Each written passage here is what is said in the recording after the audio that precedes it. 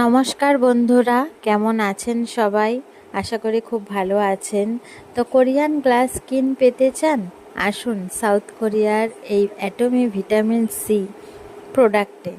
এই প্রোডাক্টটি কিভাবে আমাদের লিভারকে পিউরিফাইড করছে, একটি বেটাডিন লোশন দেওয়া জলটা কিভাবে সাদা হয়ে গেল দেখুন। এই অ্যাটমি ভিটামিন সি, এটি শুধু ভিটামিন সি নয়, এটি একটি কালার ফুড।